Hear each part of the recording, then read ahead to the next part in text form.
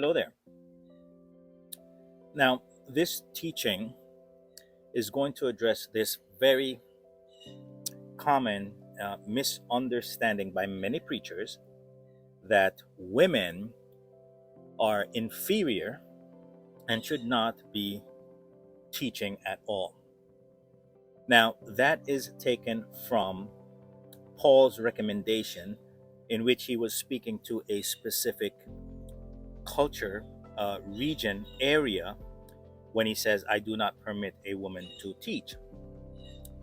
The same way he says that all men, it is better for a man to not touch a woman. So if you're going to take Paul's teaching dogmatically, then no preacher should be married, no man should be married, and every man should be celibate, just as Paul is. So you see, when Paul says, well, when I sin, is this no longer I that sin, but my flesh? He was also giving an example, because if you read that in context about when he was talking about sin, he says, if, that is the clause that many preachers miss. If this happens, then this is the reason why. But thank God that, you have Jesus to look to help you in these temptations, because God says, in every temptation, I will always give you a way out. So that confirms what Paul is just giving a recommendation.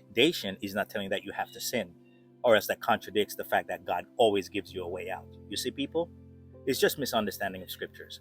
Now, if Paul is accurate in this teaching here, which Peter says many misunderstand and misinterpret, am I subject to that? Of course. But I am not in this sense, because I give you the scripture to prove that Paul is given a recommendation but not a commandment from God by these very women that God himself chose. Now, before I give you the name of these women and explain to you what they did, who appointed them, a woman can preach. So cut the nonsense and listen to the message. Stop focusing only on the messenger. I'm Pastor Rich, Walking Ministries Online, and I will see you soon.